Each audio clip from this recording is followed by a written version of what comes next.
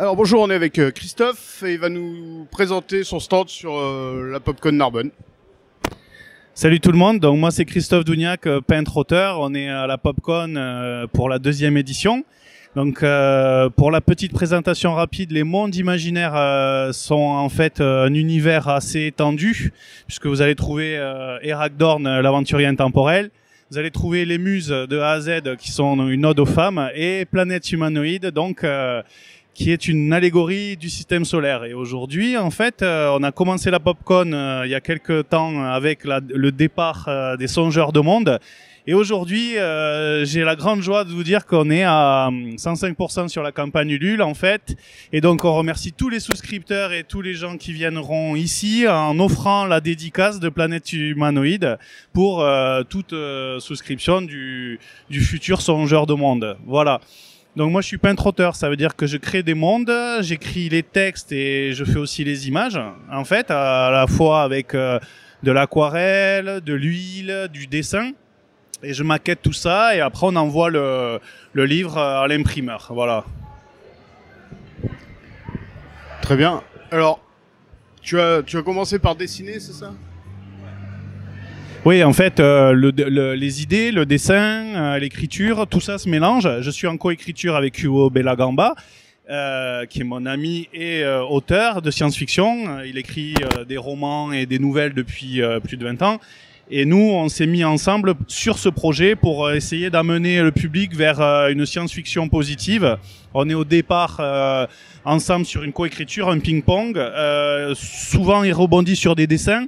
Ici, tu peux voir une arénaire, en fait, qui sera une bestiole qui va être dans le livre, mais qui va être aussi sûrement dans la nouvelle contrepartie qu'on est en train d'essayer d'atteindre. Si on fait 112%, je ferai un grand poster avec tout le cycle de vie autour de cette bestiole.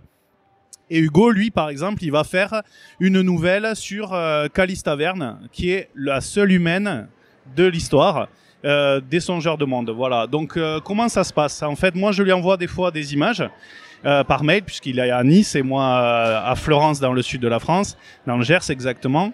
Et lui, il va écrire, il va me renvoyer des textes. Moi, je vais rebondir et refaire des dessins ou des tableaux. Voilà, on a une espèce de ping-pong comme ça. C'est pas vraiment découpé, tu vois. Il y a vraiment on va dire vraiment une synergie créatrice qui marche depuis le début, mais d'une façon même involontaire, quoi. Voilà. Et il a beaucoup influencé mon travail de peintre dans cette histoire. Et moi, à l'inverse, il m'a influencé en tant qu'auteur, puisque j'ai vraiment même fait un chapitre entier sur un personnage. Et puis, donc, on a vraiment échangé aussi au niveau écriture, quoi. Voilà. Très bien. D'où t'es venu cette passion pour les peintures et dessins ? Ouais, très bonne question. Ben moi, ça vient du jeu de rôle, du cinéma. Ado, quand je sortais de mon école de graphisme publicitaire, je voulais faire des affiches de cinoche, je voulais faire des pochettes de disques, parce qu'en fait, c'était là où tu avais les plus belles images, dans les manuels de jeux de rôle et tout. Et en fait, c'est vraiment une première passion qui est venue là. J'ai de suite dessiné et peint, recopié les cassettes aussi, les jaquettes, tu vois, de Iron Maiden ou d'autres belles images que je pouvais trouver dans les magazines. Et voilà. Et après, j'en ai fait mon métier, puisque depuis 2012, je fais les salons, les conventions. Je donne des cours aussi de caractère design dans les écoles d'art. Et puis j'ai un atelier aussi dans Gers où je donne mes cours avec des élèves réguliers. Et je fais des stages aussi, voilà. D'accord. Et c'est donc, vu que c'est les mondes imaginaires, c'est que du fantastique et fantasy ?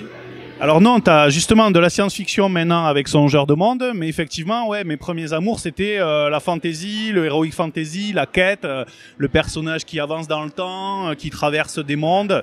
Ce qui m'intéresse le plus surtout, c'est de pas cloisonner, en fait, tu vois. J'aime l'esprit de il y a un arbre avec une porte à l'intérieur, le mec il ouvre et boum, il est dans un autre monde. Il va y avoir du steampunk, il va y avoir du cyberpunk, il va y avoir voilà, tu vois, des sirènes, j'aime beaucoup travailler sur les animaux aussi, les animaux hybrides. Tu vois, là, tu as une centauresse qui est dans mon livre Eragdorn, qui est une reine qui va donner au personnage une vertu, qui est le calme. Tu sais que quand tu approches un animal, il sent si tu as peur ou pas. Et elle est là pour montrer au personnage qu'en fait, si elle est calme, il va ressentir une espèce de paix intérieure qui va lui permettre de traverser une épreuve. Voilà. Donc, tu as réussi ton financement Ulule. Il s'arrête bientôt, je crois. Ouais. C'est le 31 mai, minuit. Donc, en fait, il reste, je crois, 6 jours. J'ai pas regardé encore ce matin, mais voilà, on est à 105%. La possibilité de souscrire en ligne.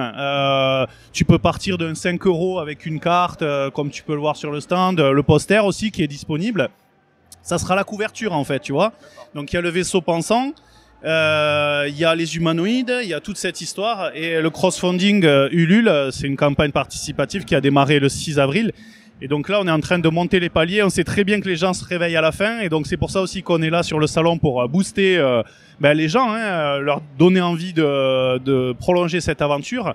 On a la bonne nouvelle qu'on aura une couverture rigide, tu vois comme mon Eragdorn ici, le livre sera un tout petit peu plus grand que ce format là avec un vernis sélectif.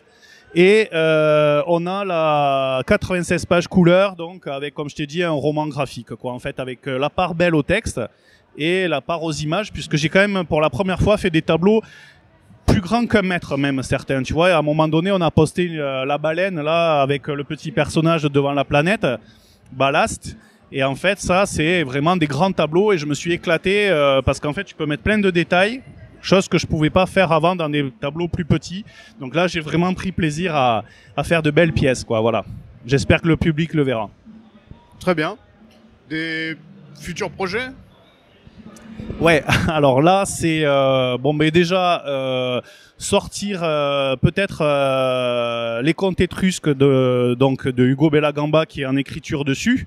Moi, je ferai les illustrations du coup là, pas du tout d'écriture. C'est Hugo qui a ce projet qui va le porter. Donc moi, je vais l'accompagner avec grand plaisir.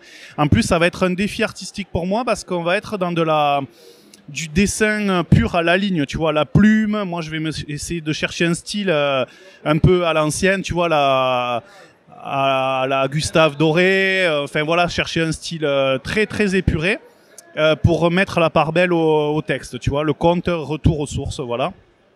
Après, j'ai peut-être un projet d'écriture aussi avec ma compagne sur un travail, on va dire, plutôt adolescent, tu vois, plutôt des personnages qui vont explorer un nouveau monde. Voilà, je vais pas trop en parler aujourd'hui parce que c'est dans les tiroirs, mais c'est un peu inédit. Et j'ai envie aussi de passer à la format roman, vraiment pur, sans images, mais je pense que je vais pas y arriver, dans le sens où je vais me sentir obligé évidemment de l'illustrer, mais bon voilà, ça c'est autre chose, ça sera sur les rêves et les cauchemars, voilà. Très bien. Un dernier mot pour remotiver à ce qu'on participe. Ouais, alors donc vous allez sur ulule.com/songeurmonde et vous trouvez la contrepartie qui vous intéresse, vous la validez et nous on obtient une cagnotte qui est en train de, j'espère, exploser voilà en ce moment en direct du salon et ça veut dire que la semaine prochaine on aura une fin de campagne avec tout le monde récompensé et des beaux livres qui arriveront cet été chez vous, ou alors vous pouvez aussi venir me retrouver au Festival d'astronomie cet été à Florence où je suis partenaire avec Hugo. Et on aura une conférence du soir, on aura une belle expo avec les originaux et on aura un atelier écriture-dessin. Voilà, je vous dis merci à tous et encore bienvenue à cette PodCon. Vous avez encore tout le dimanche pour trouver des beaux cadeaux pour vos mamans et puis nous soutenir. Merci à toi.